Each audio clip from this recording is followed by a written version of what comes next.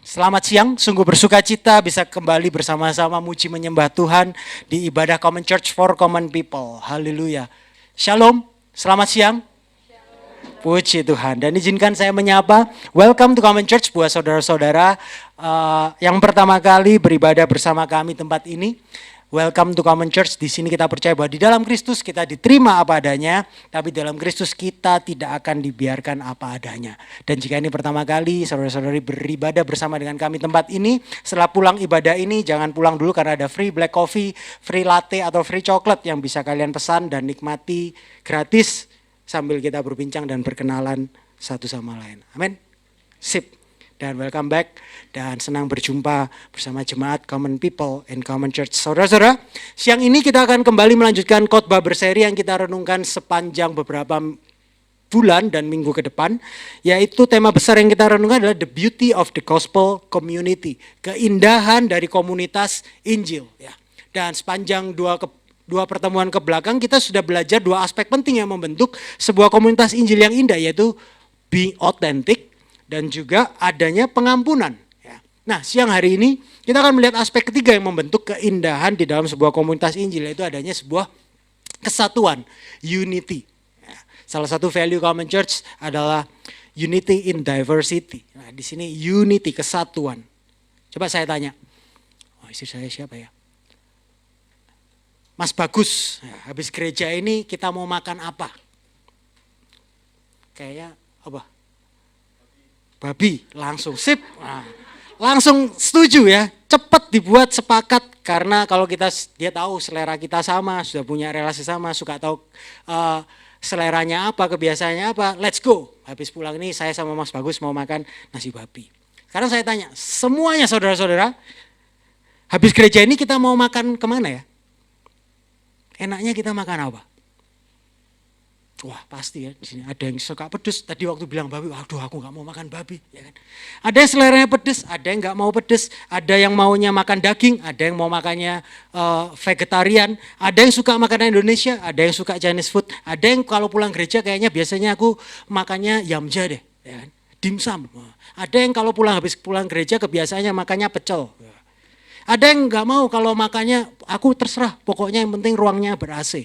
Nggak ada yang mau makan di outdoor. Karena sudah dandan cantik-cantik ya kan. Kalau keluar jam 12 outdoor luntur deh semuanya. Benar?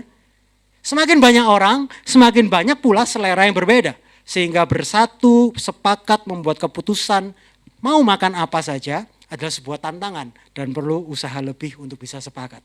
Ya. Benar? Semakin banyak orang, semakin susah kita bersepakat. Tapi bahaya sesungguhnya itu sebenarnya bukanlah tentang perbedaan selera kita masing-masing. Tetapi apa sih?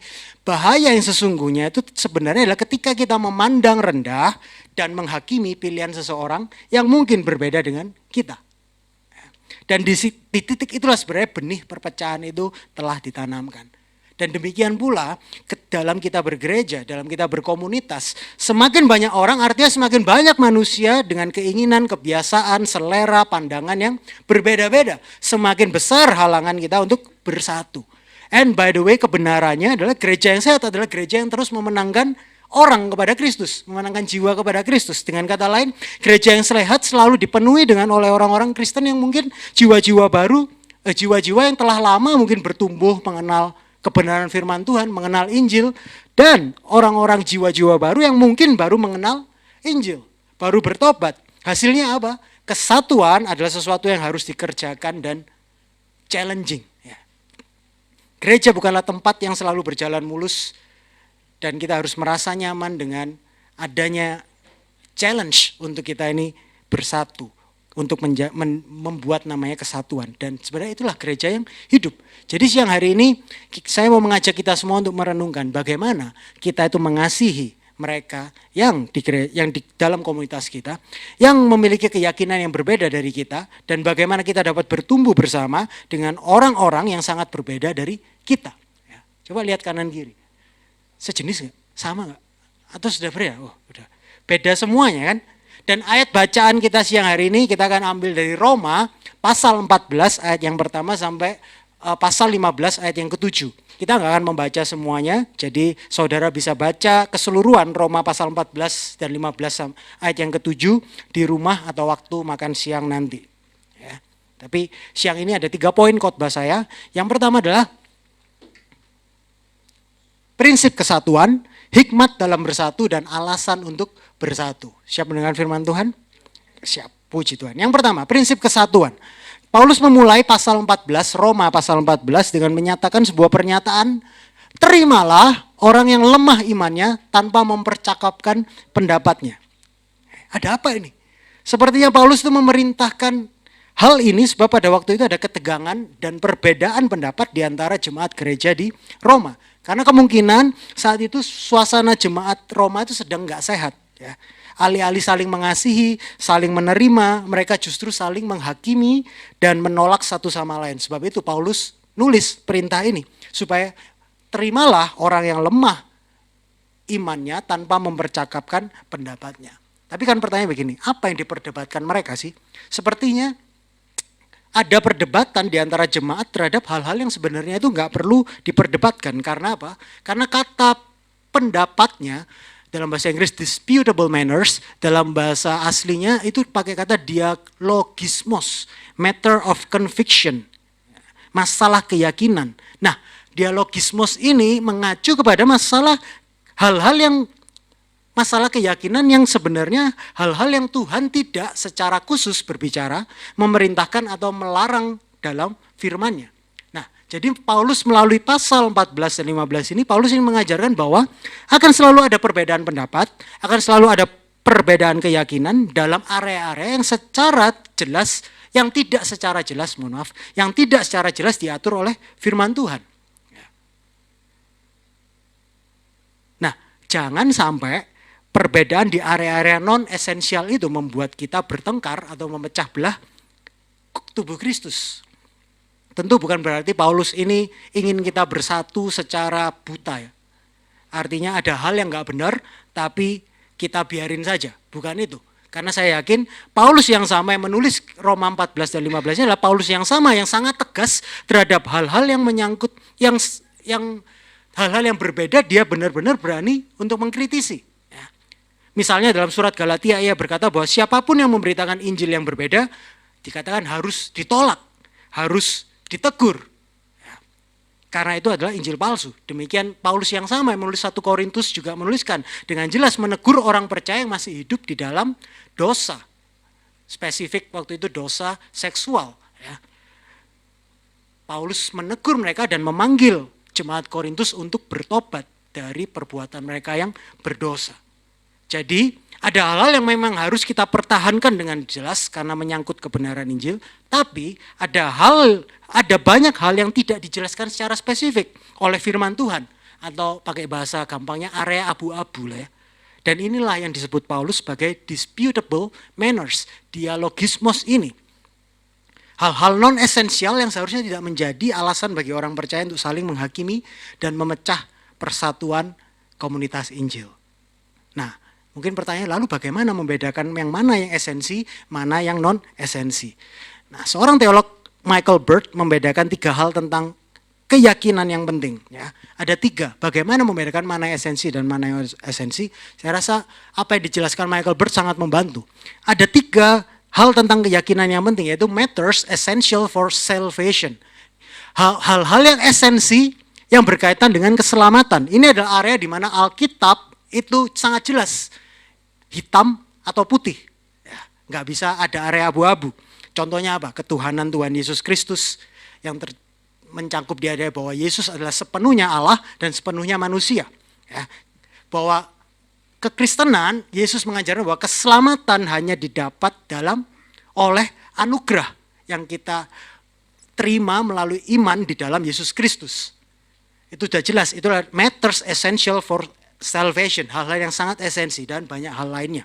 Yang kedua, matters that are important to the faith and the church. Hal-hal yang penting untuk iman dan gereja berjemaat, meskipun itu bukan hal yang esensi untuk keselamatan. Contohnya apa? Kalau pernah dengar tentang Roh Kudus, ya kan? Apakah karunia Roh Kudus masih berlanjut atau tidak? Sesasionis saya pernah jelasin beberapa bulan yang lalu, sesasionis atau continuarism, ya. Roh Kudus masih terus bekerja atau Roh Kudus mujizatnya itu sudah tidak bekerja lagi, ya. Apakah itu hal yang penting? Penting tapi itu tidak menentukan keselamatan, ya. Hal apa? Metode pemuritan, berbicara tentang eskatologi, itulah matters that are important to the faith dan gereja, tetapi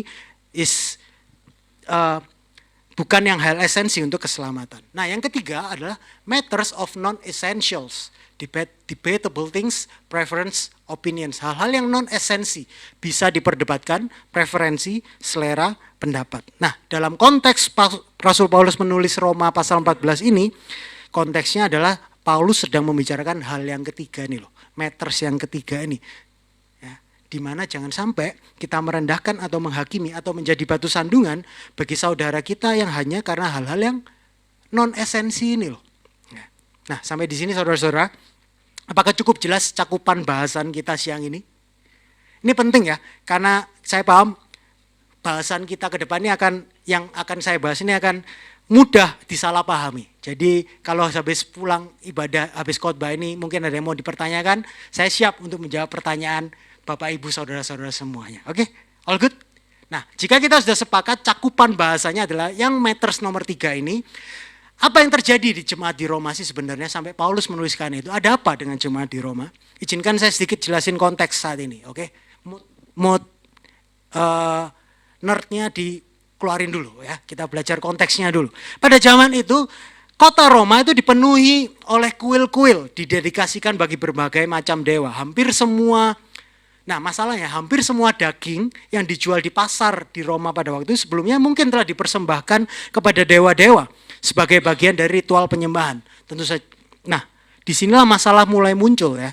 Karena setelah upacara selesai dipersembahkan kepada dewa, daging itu dijual di pasar-pasar ya. Bahkan seringkali dengan harga yang lebih murah. Banyak diantaranya adalah daging babi. Nah, disinilah masalah mulai muncul di dalam gereja Roma pada waktu itu. Karena sebagian orang percaya, kemungkinan orang-orang Kristen berlatar belakang Yahudi merasa bahwa mereka nggak seharusnya membeli atau memakan daging babi yang dijual di pasar itu. Bagi mereka daging yang sudah dipersembahkan kepada berhala dianggap najis. Membeli saja itu terasa seperti ambil bagian dalam penyembahan berhala.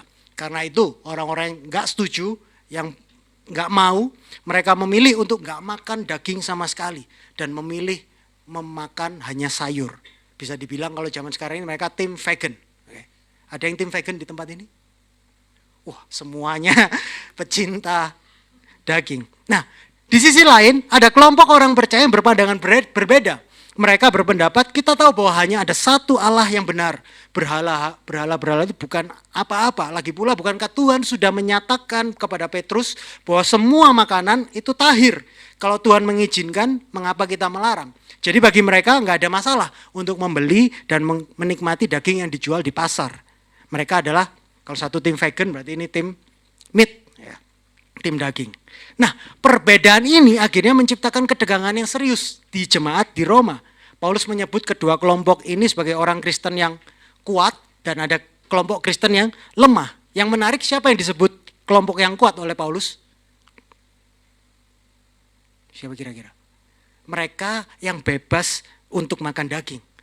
Itu yang disebut Paulus sebagai kelompok yang kuat. Sedangkan kelompok yang lemah adalah mereka yang memilih tidak makan daging karena hati nurani mereka belum dapat menerimanya. Nah, ini menarik kenapa?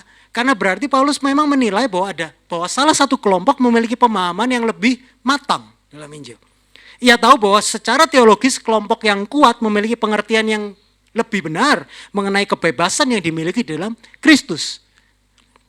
Tetapi yang luar biasa adalah Paulus nggak berhenti di sana.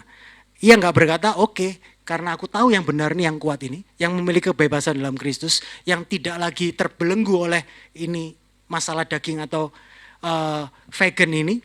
Paulus nggak berkata, karena kalian yang lebih kuat, kalian yang lebih benar, maka yang lemah harus ngikutin yang lebih kuat. Sebaliknya Paulus juga nggak berkata, pada akhirnya, sudahlah, kalian semua bener lah, kelompok vegan punya pendapat mereka sendiri, valid. Kelompok yang makan daging juga punya pendapat sendiri, valid. Gak ada yang lebih baik dari kalian. Yang penting kalian semua saling mengerti, saling menghargai. Jadi yang vegan silakan terus makan vegan, yang daging tetap silakan makan daging babi. Paulus nggak mengatakan demikian. Ya. Bahkan kalau dipikir-pikir ada solusi yang lebih mudah lagi. Ya. Dipisahkan aja kedua kelompok ini ya, yang vegetarian beribadah di gereja sendiri, yang daging beribadah di gereja sendiri. Ya, ciptakan sinode sendiri, selesai. Ya. Tidak ada lagi perdebatan, nggak ada lagi gesekan, tidak ada lagi konflik.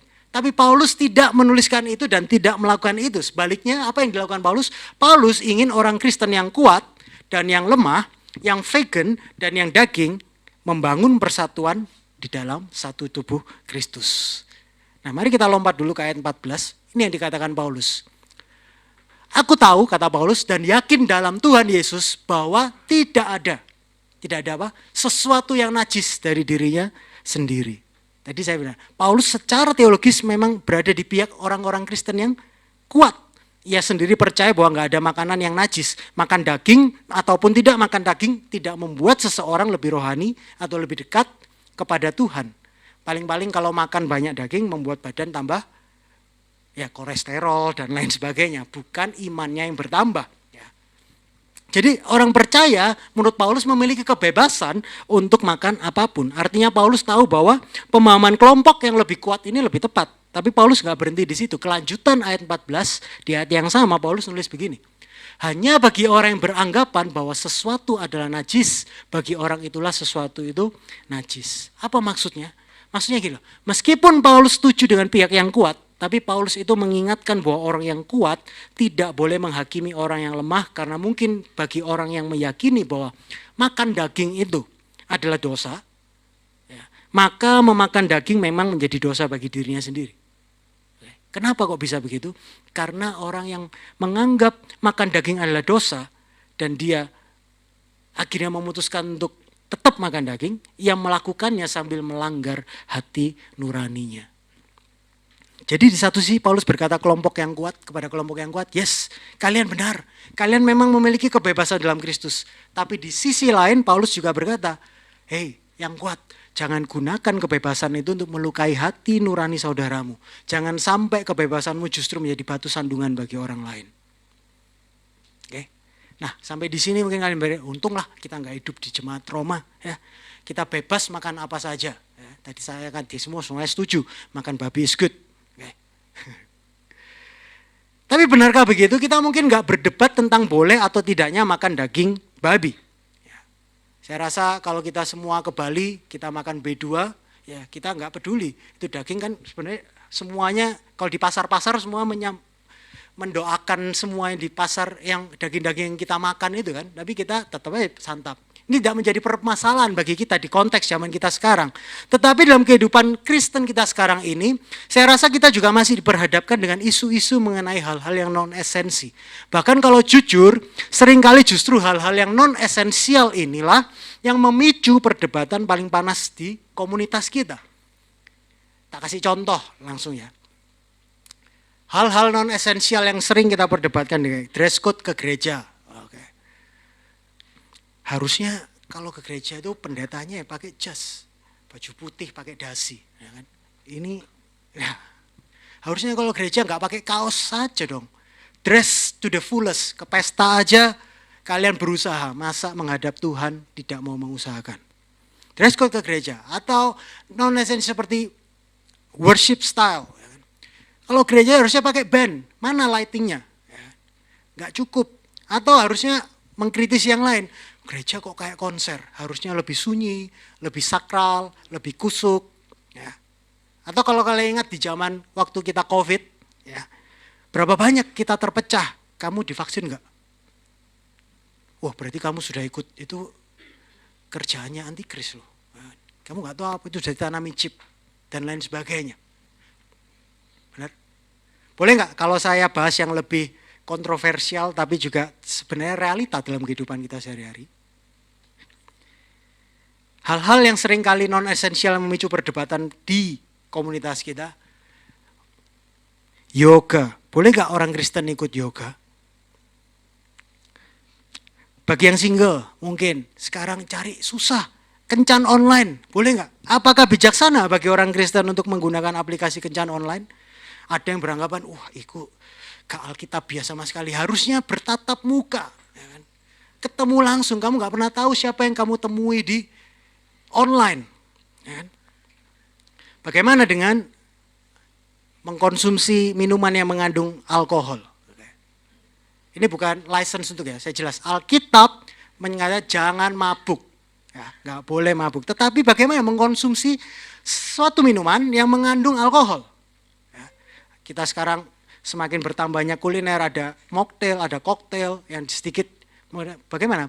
Oh kalau bir nggak boleh, kalau wine boleh. Kenapa? Alkitab menunjukkan bahwa Yesus pun mengubah air menjadi anggur. Ya kan?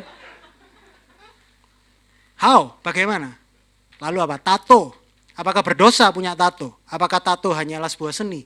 Wah, bisa saya lanjutkan lagi yang macam-macam. Laki-laki rambut panjang, pantas nggak ada di gereja? Ataukah cewek berambut pixie? Ya kan? Atau haruskah semua rambut berwarna merah? Atau berwarna hitam? Atau putih? Ya. Selain itu, nggak kudus, nggak harusnya ada di gereja. Lihat, daftarnya bisa bertambah, dan bertambah. Dan seringkali hal-hal yang non-esensial ini memecah belah kesatuan di dalam komunitas. Dapatkah saudara melihat betapa mudahnya topik-topik ini menciptakan perpecahan di gereja? Nah, kita perlu tahu prinsip-prinsip apa yang perlu kita miliki untuk menjaga kesatuan di dalam hal-hal yang sebenarnya non-esensi ini. Nah, saya akan langsung ke praktek aplikasinya. Prinsip apa yang perlu kita miliki untuk menjaga kesatuan di dalam hal-hal yang non-esensi? Yang pertama, kita perlu menghargai perjalanan iman orang lain, jangan merendahkan ekspresi iman mereka. Roma 14 ayat 3 menuliskan begini. Siapa yang makan, janganlah menghina orang yang tidak makan. Dan siapa yang tidak makan, janganlah menghakimi orang yang makan. Sebab Allah telah menerima orang itu.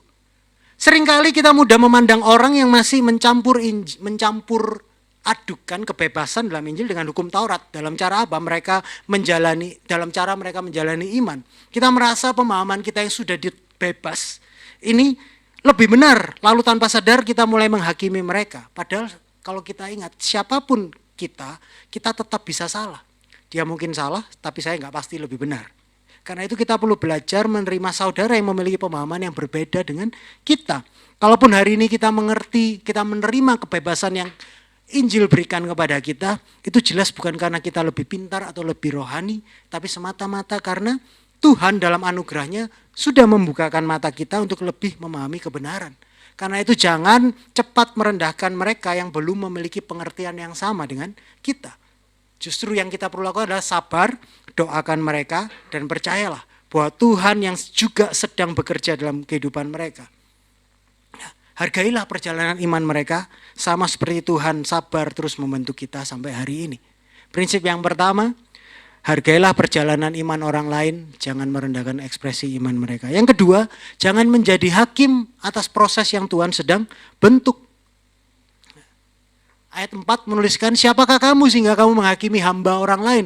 Entahkah ia berdiri, entahkah ia jatuh, itu adalah urusan tuannya sendiri. Tetapi ia akan tetap berdiri, kenapa? Karena Tuhan berkuasa menjaga dia terus berdiri. Ayat 4 ini merupakan peringatan kuat untuk kita tidak menghakimi orang Kristen yang berbeda dalam hal non-esensi dengan kita. Kata hakim di ayat 4 ini tidak berarti penilaian semata, tetapi kita seolah-olah sudah menghukum orang itu. Seringkali kita cepat menghukum dengan memberi penghakiman pada sesama kita dalam hal-hal yang kita berbeda dalam hal yang non-esensi. Artinya bukan kita nggak boleh berdebat ya, kita nggak boleh berdiskusi. Tapi setelah kita berdiskusi, setelah kita berdebat, setelah kita menyampaikan pendapat kita tetap harus menerima dan mengasihi satu sama lain. Kita perlu tetap merangkul mereka sebagai saudara seiman. Karena kita percaya apa? Bahwa Roh Kudus yang bekerja dalam diri kita adalah Roh Kudus yang sama yang juga sedang bekerja di dalam mereka. Ya. Dan prinsip ketiga yang perlu kita miliki untuk menjaga kesatuan di dalam hal-hal yang non-esensi, hiduplah berdasarkan keyakinan yang lahir dari hati nurani yang telah dimurnikan oleh Roh Kudus. Dalam perkara-perkara non-esensial, setiap orang percaya perlu bertindak dengan keyakinan yang lahir dari iman dan hati nurani yang bersih di hadapan Tuhan. Tadi saya ingat, hal-hal yang non-esensi ini kan nggak tertulis dalam Alkitab. Nggak hitam putih, abu-abu. Ya. Dalam hal ini lalu apa yang harus kita lakukan? Hiduplah berdasarkan keyakinan yang lahir dari hati nurani yang telah dimurnikan oleh Roh Kudus. Ayat 5b menuliskan hendaklah setiap orang benar-benar yakin dalam hatinya sendiri. Percayalah bahwa setiap orang percaya yang telah lahir baru, Roh Kudus itu telah memurnikan hati kita. Dan dalam takaran tertentu hati nurani yang telah dimurnikan itu adalah takaran kita menimbang hal-hal yang Alkitab memang yang Alkitab memang memberi kita kebebasan untuk memilih. 1 Timotius 1 ayat 5 menuliskan begini, tujuan nasihat itu ialah kasih. Paulus waktu itu menasihati Timotius. Tujuan nasihat ini kasih, timbulnya dari mana? Dari hati yang suci, dari hati nurani yang murni, dan dari iman yang tulus ikhlas. So hati manusia yang sudah di dalam Kristus itu sudah dimurnikan. Dan dalam hal-hal yang non esensi di mana kita nggak tahu harus memilih gimana. Kadang Roh Kudus berbicara melalui hati yang sudah dimurnikan itu. Ini terlalu ngeroh Sam. Bisa nggak untuk tahu lebih jelas gimana? Mungkin saya kasih pertanyaan-pertanyaan ini mungkin menjadi filter ketika kita bimbang. Apakah kita boleh melakukan atau tidak hal-hal yang non esensi. Tanyakan dua hal ini setiap kali kalian bimbang untuk mau melakukan hal yang mungkin non esensial nggak disebutin. Bisakah saya melakukan hal ini, titik-titik apapun itu, di hadapan Kristus? Pertanyaan yang kedua, bisakah saya melakukannya dengan mata yang memandang kepada Allah? Jika kalian bisa, do it. Jika kalian nggak bisa, mungkin itu adalah berhikmat untuk tidak melakukannya. Nah, mungkin sampai di sini muncul pertanyaan, kalau kita diberi begitu banyak batasan, begitu banyak kebebasan dalam memutuskan, lalu apa ada batasan dalam kebebasan yang kita miliki dalam hal-hal yang non esensi ini? Nah, untuk itulah kita memerlukan hikmat di dalam bersatu. Poin yang kedua, hikmat dalam bersatu. Kita lanjutkan, Roma 14 ayat 15. Paulus menuliskan begini, sebab jika engkau menyakiti hati saudaramu oleh karena sesuatu yang engkau makan, maka engkau tidak hidup lagi menurut tuntutan kasih. Kalau kembali kepada konteks jemaat di Roma, apa masalah dengan orang-orang yang kuat yang didukung Paulus itu? Masalahnya gini, mereka menempatkan kebebasan pribadi mereka di atas saudara-saudari mereka yang di dalam Kristus. Mereka tentu benar dalam meyakini bahwa mereka bebas untuk makan daging, tetapi ketika kebebasan itu menjadi lebih penting daripada mengasihi orang lain, itu menjadi salah.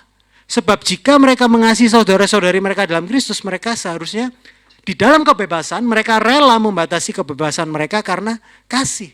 Sebaliknya jika mereka bersikeras pada kebebasan mereka, mereka nggak lagi berjalan di dalam kasih mereka, melainkan mereka sedang berjalan menghancurkan orang-orang yang sebenarnya Kristus mengasihi mereka. Makanya di ayat 17 Paulus menuliskan, sebab kerajaan Allah bukan soal makanan dan minuman, tetapi soal kebenaran, damai sejahtera, dan sukacita oleh Roh Kudus. Maksudnya setiap kali kita mengutamakan hal-hal non esensi di atas yang esensi, kita telah kehilangan inti dari semuanya. Yaitu kerajaan Allah bukanlah soal makan dan minum, melainkan soal kebenaran, damai sejahtera, dan sukacita di dalam Roh Kudus. Ini bukan soal dunia yang sementara ini, tapi hidup yang kekal.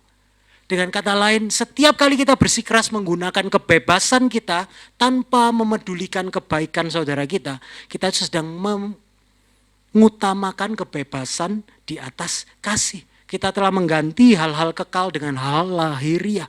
Dan jika kita mengutamakan kebebasan kita di atas kerajaan Allah itu sedang tidak bekerja di dalam hidup kita. Dan ini problem, ini masalahnya. Dan untuk itulah kita perlu hikmat di dalam bersatu. Kita perlu tahu batasan apa dalam kebebasan di hal non esensial yang Tuhan beri kepada kita. So, untuk itulah kita perlukan hikmat untuk bersatu. Hikmat pertama yang kita perlukan untuk membangun kesatuan adalah mengusahakan damai sejahtera dan saling membangun. Ayat 19 sampai 21. Sebab itu marilah kita mengejar apa yang mendatangkan damai sejahtera dan yang berguna untuk saling membangun.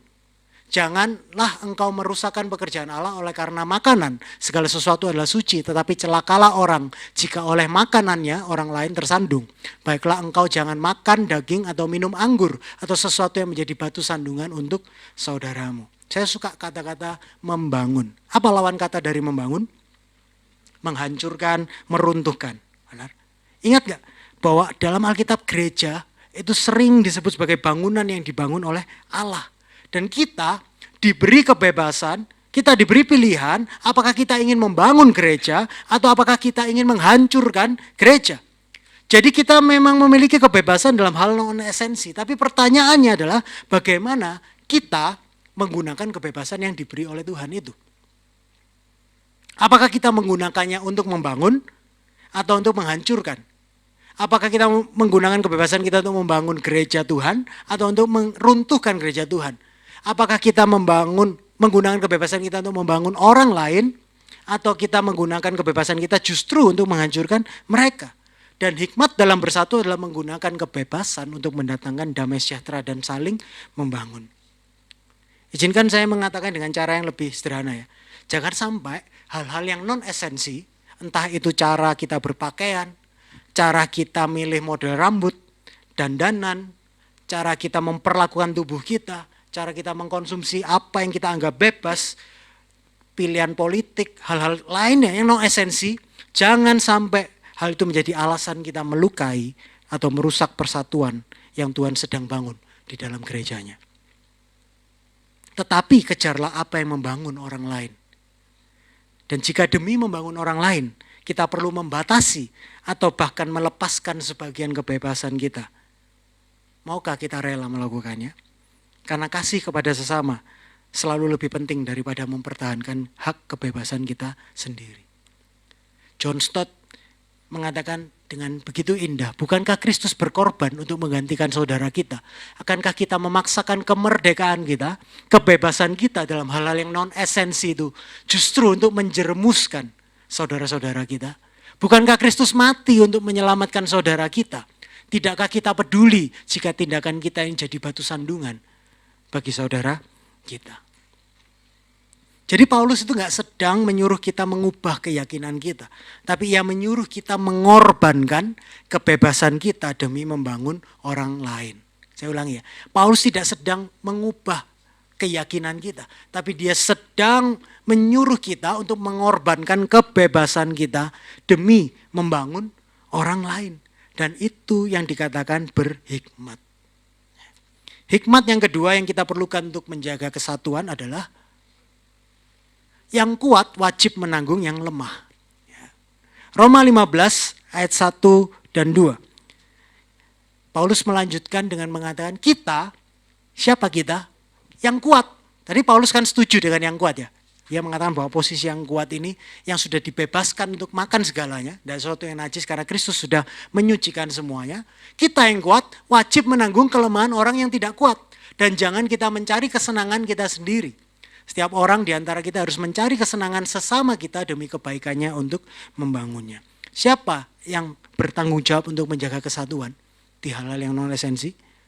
Mungkin jawaban kita ya tentu yang lemah lah. Mereka yang harus berubah. Kan aku yang benar. Tapi Paulus mengatakan sebaliknya loh. Bahwa tanggung jawabnya ada pada orang yang kuat untuk menanggung kelemahan orang yang lemah. Paulus gak menegur orang yang lemah. Tapi pertama-tama dia justru menegur orang yang kuat. Ia berkata bahwa orang yang kuatlah yang harus menanggung kelemahan orang yang lemah. Bukankah ini bertentangan dengan cara kita berpikir? Biasanya kita berpikir kalau kita sudah mengerti Injil, kita tahu kebebasan yang kita miliki dalam Kristus. Ya, bukankah mereka yang belum mengenal lo harus mengikuti saya? Bukankah saya yang benar? Tapi Paulus berkata sebaliknya. Justru karena kita lebih memahami Injil, kita memiliki tanggung jawab yang lebih besar. Saya tulis begini, kedewasaan rohani itu bukan memberi kita lebih banyak hak, tetapi memberi kita justru lebih banyak tanggung jawab untuk mengasihi. Ini sebuah paradoks. Ya. Kita lebih bebas, tetapi kebebasan yang kita miliki justru lebih mengungkung kebebasan kita. Kenapa? Karena ternyata kebebasan rohani, kebebasan Injil, yang adalah kedewasaan rohani kita bukan memberi kita lebih banyak hak, tapi justru memberi kita lebih banyak tanggung jawab untuk mengasihi orang lain. Dan kalau kita terus bersikeras memakai kebebasan kita dan menuntut orang lain segera berada di tingkat pemahaman yang sama dengan kita, sebenarnya kita ini sedang jatuh ke dalam kesalahan yang sama seperti orang-orang yang lemah, hanya beda bentuknya. Saya kasih contoh ya. Coba bayangkan kita ngerti bahwa keselamatan adalah kasih karunia semata, melalui iman semata, di dalam Kristus semata.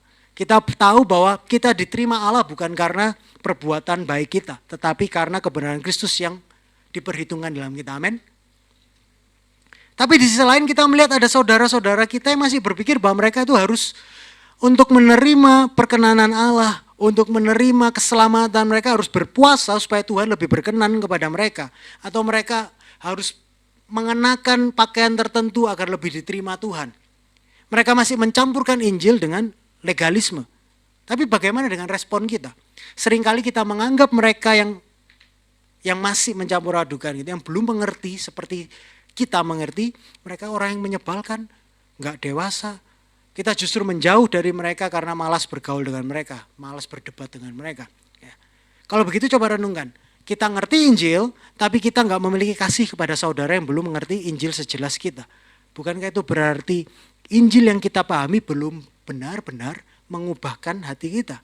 Dengan kata lain kita mungkin merasa sudah bebas dari legalisme dalam doktrin, tapi kita masih terjebak dalam legalisme dalam sikap. Kita merasa lebih benar, lebih rohani, lebih layak daripada mereka.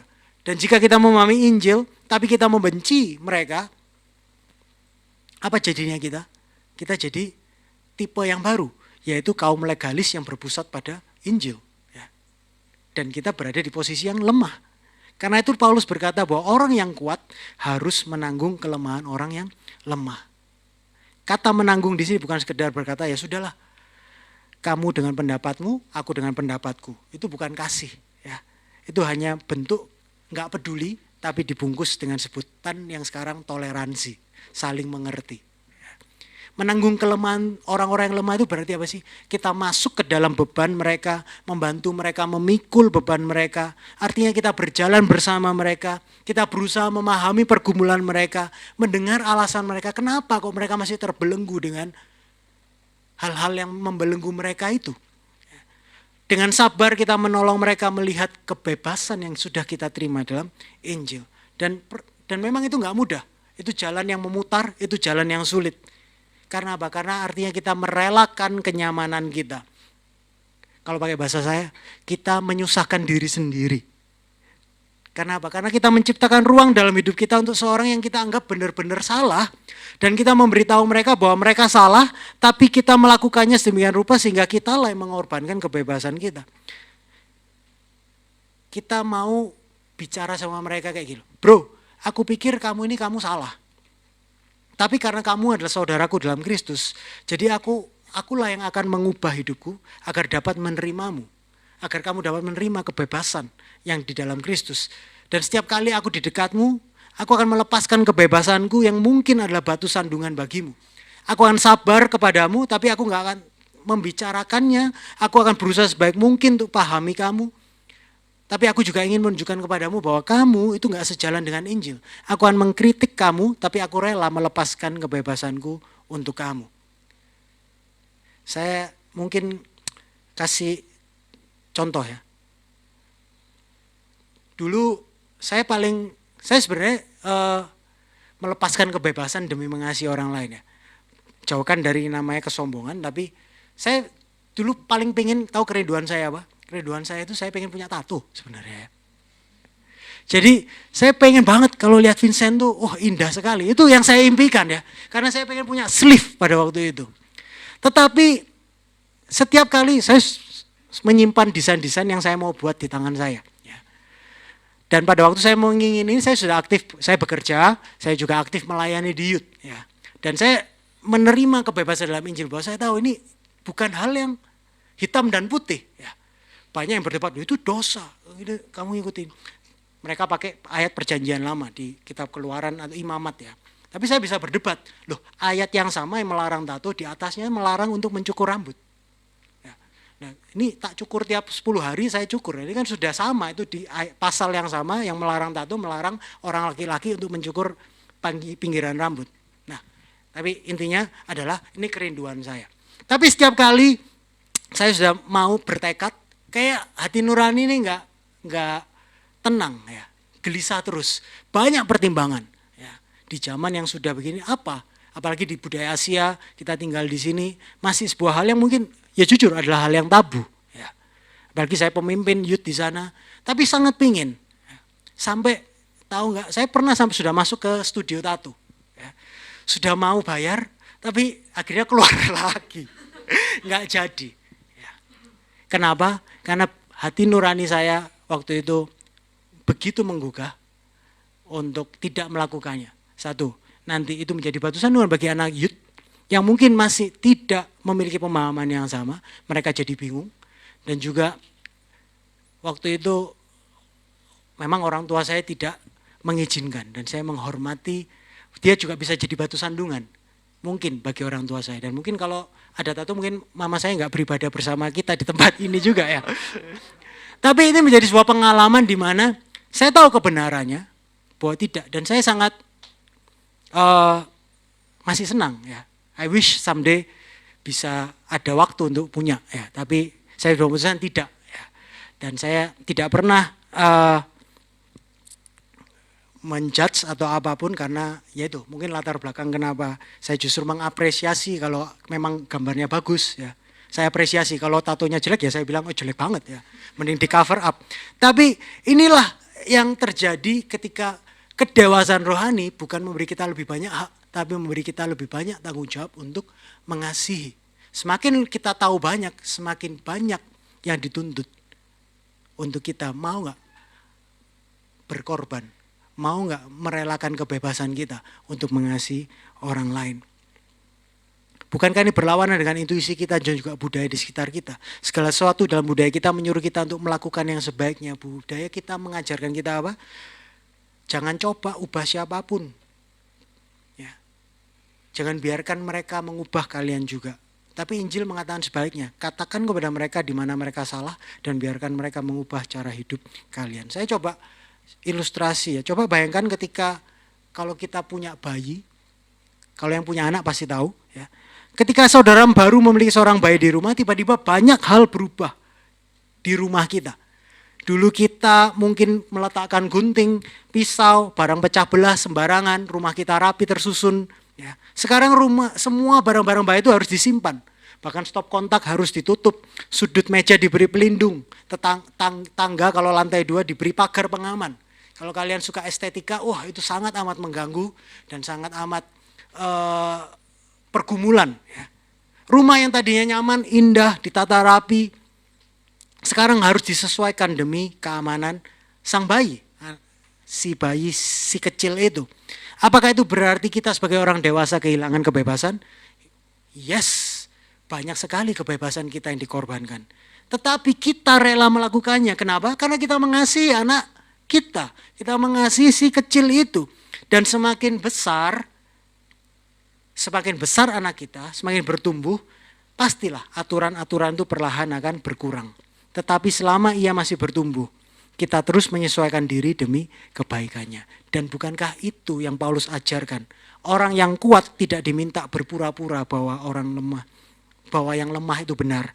Tetapi orang yang kuat itu diajar Paulus untuk dapat melepaskan kebebasan agar dapat membantu orang-orang yang lemah itu bertumbuh dalam Injil. Sulit ya berhikmat atau sulit ya berkorban demi kesatuan. Sulit. Dan saya percaya karena itu sulit, karena itu melawan natur kita. Ya, kita nggak bisa melakukannya dengan kekuatan sendiri. Hasilnya apa kalau kita melakukan dengan kekuasaan kita? Jadi legalis juga. Kita menganggap, loh aku sudah, ini loh tak tunjukin aku bisa hidup benar. No. Ya. Berhikmat, berkorban demi kesatuan itu sulit. Tapi puji Tuhan Paulus juga memberi kita alasan mengapa kita pasti dapat bersatu. Kenapa kita pasti dapat rela berkorban demi mengasihi orang lain. Yang ketiga, yang terakhir, alasan untuk bersatu. Roma 15 ayat 3 mengatakan, karena Kristus juga tidak mencari kesenangannya sendiri. Tetapi seperti ada tertulis kata-kata cercaan mereka yang mencerca engkau telah mengenai aku.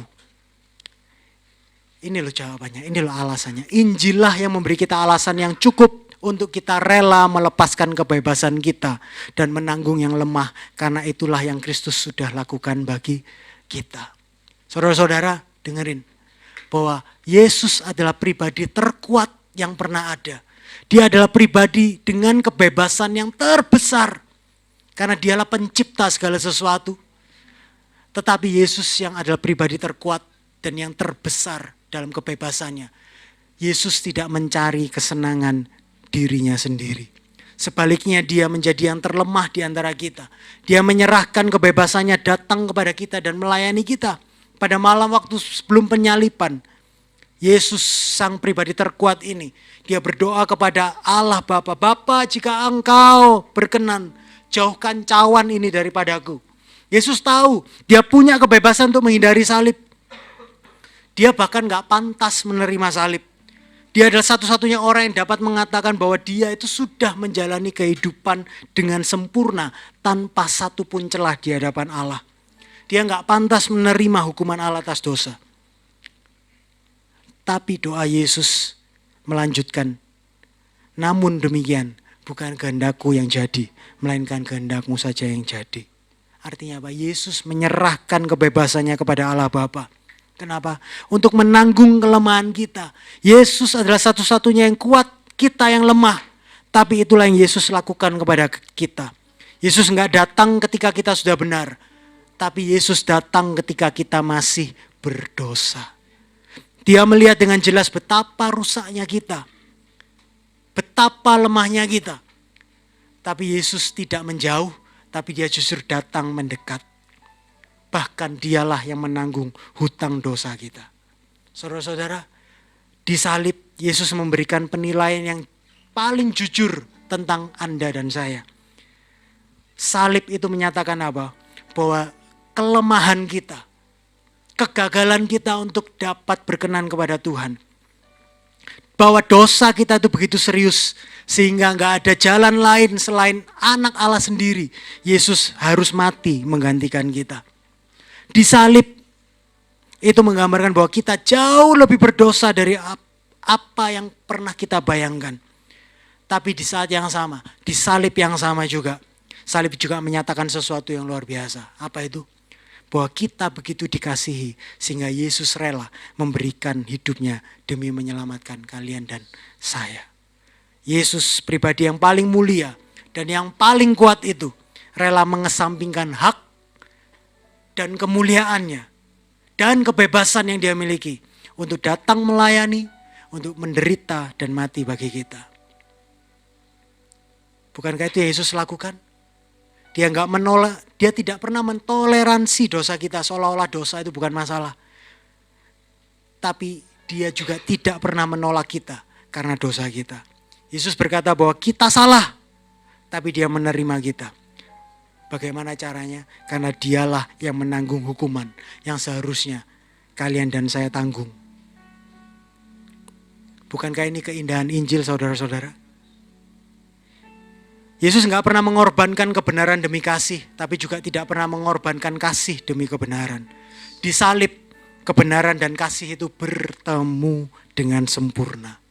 Karena itu jika hari ini saudara-saudara belum pernah mengenal Kristus, belum pernah memutuskan untuk menerima Yesus Kristus sebagai Tuhan dan Juru Selamat, siang hari ini adalah saatnya kalian menjadi penerima kasih karunia. Keselamatan itu adalah kasih karunia. Yang perlu kalian lakukan apa? Terima dengan iman. Dan ketika kalian menerimanya dengan iman, kalian diampuni, kalian diterima dan diangkat menjadi anak-anak Allah. Bisa berikan kemuliaan kepada Tuhan Yesus Kristus. Dan jika Kristus telah menerima kita ketika kita masih lemah dan penuh dosa, bukankah kita juga dipanggil untuk menerima saudara-saudari kita dengan kasih yang sama? Jika Kristus juga sabar dengan kita, bukankah kita juga dipanggil untuk dapat bersabar kepada mereka yang selama ini kita anggap lemah, yang selama ini kita anggap sepele, dia belum tahu sebanyak yang aku tahu. Seharusnya semakin kita tahu kebenaran Injil, bukan penghakiman yang keluar dari hati kita, tapi sebenarnya apa? Belas kasihan yang semakin terpancar keluar dari hati kita. Ayat terakhir dan saya akan selesai. Roma 15 ayat 5 dan 7. Semoga Allah yang adalah sumber ketekunan dan penghiburan mengaruniakan kerukunan kepada kamu sesuai dengan kehendak Kristus. Sehingga dengan satu hati dan satu suara kamu memuliakan Allah dan Bapa Tuhan kita Yesus Kristus. Sebab itu terimalah satu akan yang lain. Sama seperti Kristus juga telah menerima kita untuk kemuliaan Allah. Amin. Inilah yang membuat kekristenan begitu berbeda dari cara dunia berpikir. Banyak orang berpikir manusia itu hanya terbagi menjadi dua. Orang baik dan orang jahat. Orang benar dan orang berdosa. Tapi Injil menyatakan sesuatu yang jauh lebih dalam. Di dalam Kristus kita adalah orang berdosa yang telah dibenarkan. Bukan karena usaha kita, melainkan semata-mata karena kasih karunia-Nya.